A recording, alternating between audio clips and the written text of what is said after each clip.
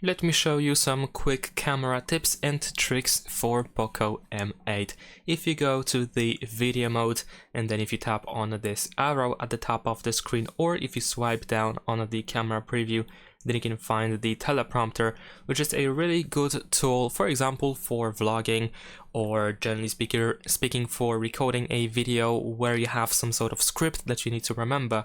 Instead of remembering it, or instead of using like a sheet of paper with that script or something like that with your text, instead you can just simply paste it into your phone over here. You can import your text and then you can use the teleprompter in here. You can actually play it and the teleprompter will scroll through that text. You can of course adjust the scrolling speed, you can adjust the text size, and so on and so forth. Of course you can pause at any point if needed. Definitely worth checking out. Besides that, if we go to the Pro mode in here, of course there's nothing really unusual in here, maybe except for the saturation, contrast and sharpness option. But one of the greatest features, I believe, which is available here in the Pro mode, is the Pro mode presets.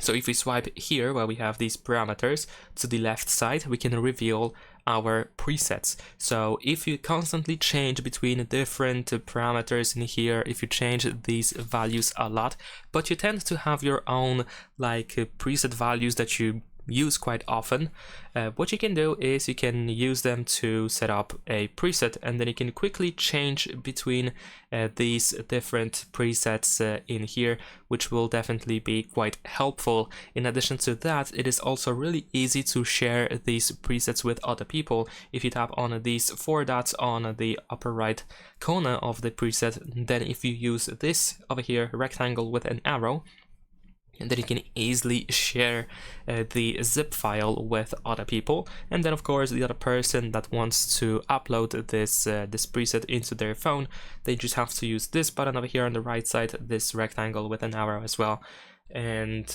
that's all you have to do.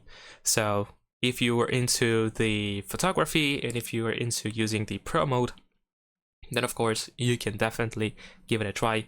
I'm sure this will be quite helpful. Now we're gonna go to the camera settings, so let's tap on this arrow at the top and let's open settings. And here of course we have a bunch of different options which probably are worth mentioning, but something that I want to show you is the shutter type section, where we can find 4 additional ways of capturing a photo. You can just simply tap anywhere on the preview in order to take a photo, so your camera preview also works as the shutter button. There is also palm shutter, so you can show your hand to the front camera in order to start the camera timer, so you can capture a photo just by showing your hand without actually touching your phone. There's also the voice command that is cheese, so if you say cheese out loud, and then if your phone picks it up, you can actually capture a photo like that. And the additional shutter, which is also displayed here below. So this allows you to grab the shutter button and get additional one and place it pretty much anywhere on the screen. So definitely quite helpful as well, especially if you don't want the first option, of course. And last but not, actually not last but not least, but this should be the penultimate tip. And in this case, if we go to general in camera settings, we can find the shutter sound option. There are actually 2. The one below here is actually used to completely deactivate or activate the camera sound, but I want to talk about this one because this option allows you to choose a different sound that the camera will make once you take a photo, like a really small thing that doesn't have like a huge impact on the experience, of course. But it's definitely nice that we have that option that you can actually choose a different sound than the standard one.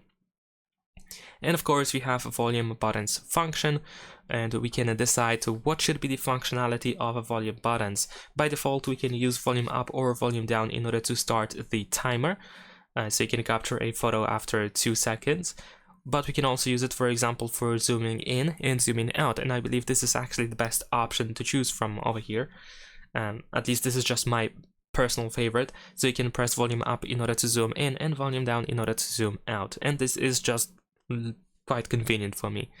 and perhaps it will be convenient for you too. There's also the shutter option, and you can, for example, press and hold in order to record a 15-second video, or you can perform the burst shot, so you can capture multiple photos at once. And that is pretty much it.